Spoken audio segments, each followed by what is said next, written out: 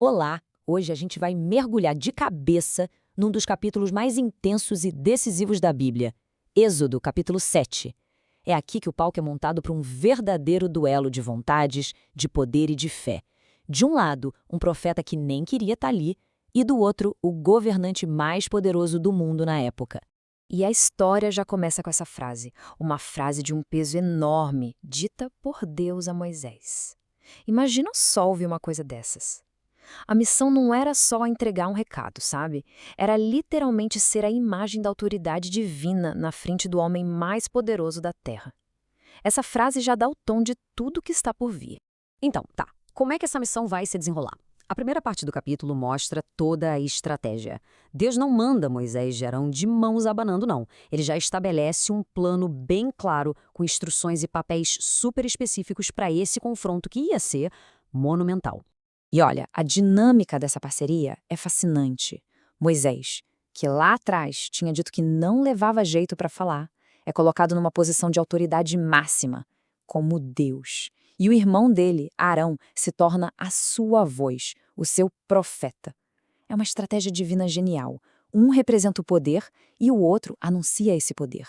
E o plano divino tem 4 etapas bem definidas. Primeiro, a mensagem é entregue. Segundo, e essa parte é crucial, a teimosia do faraó já era a esperada. O coração endurecido dele não é uma surpresa, pelo contrário, faz parte do plano. Terceiro, o poder de Deus vai ser mostrado com sinais e maravilhas. E por fim, o grande objetivo de tudo isso, que o Egito inteiro reconheça quem é o Senhor. E para a gente ter uma ideia da dimensão humana dessa história, o texto faz questão de nos dizer a idade deles. Moisés com 80 anos e Arão com 83. Eles não são jovens cheios de gás, não. São homens que já viveram uma vida inteira. Eles carregam um peso de experiência, talvez até um cansaço, para realizar a tarefa mais difícil da vida deles. E isso torna a coragem deles ainda mais impressionante. Bom, a cena então muda. A gente sai dos bastidores e vai direto para a corte do faraó.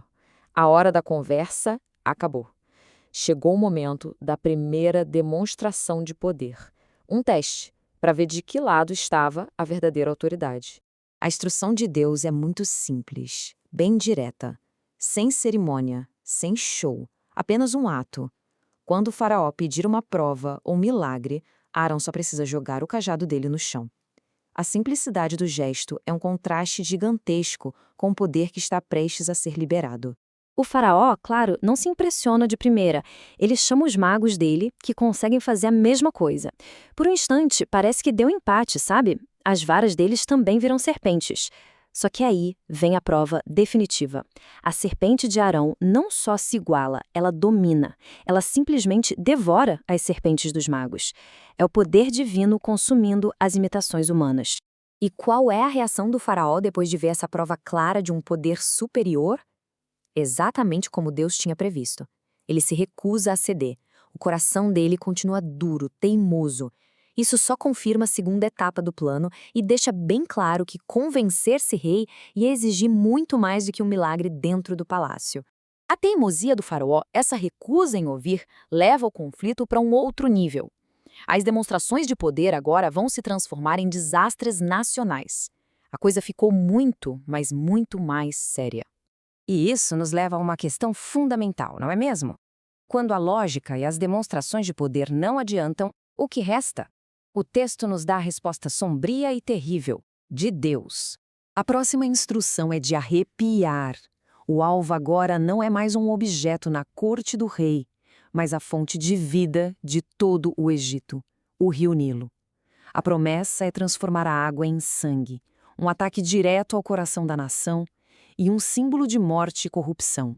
E assim, a gente chega à primeira das 10 pragas. Um ataque direto ao coração da civilização egípcia.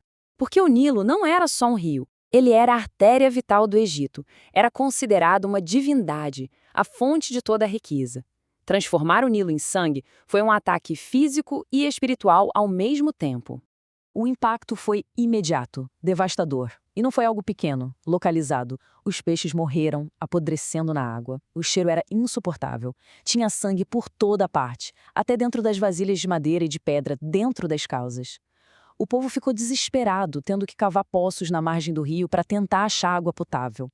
A nação inteira foi colocada de joelhos. E, por incrível que pareça, os magos do faraó conseguem replicar isso em uma escala menor. Mas pensem no absurdo da situação. Em vez de usar a magia deles para reverter a praga, para aliviar o sofrimento, eles só pioram a situação, adicionando mais sangue a um rio que já estava podre.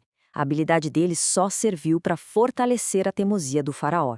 A reação do faraó é, talvez, a parte mais chocante de tudo. Vendo o colapso ecológico da nação dele, o sofrimento do povo, ele simplesmente vira as costas, volta para o palácio e ignora tudo. O texto diz que ele não levou nem mesmo isso a sério. A indiferença dele é total. E essa situação horrível não durou só 1 hora ou um dia. O texto especifica: 7 dias se passaram. Imagina, uma semana inteira de morte, de mau cheiro, de desespero. Uma semana inteira para o faraó pensar melhor. E mesmo assim, ele não mudou de ideia. Isso define o padrão de teimosia que a gente vai ver em todos os próximos confrontos. Então, quando a gente olha para esse capítulo como um todo, o que ele nos mostra? Ele estabelece o roteiro de todo o conflito que vem pela frente.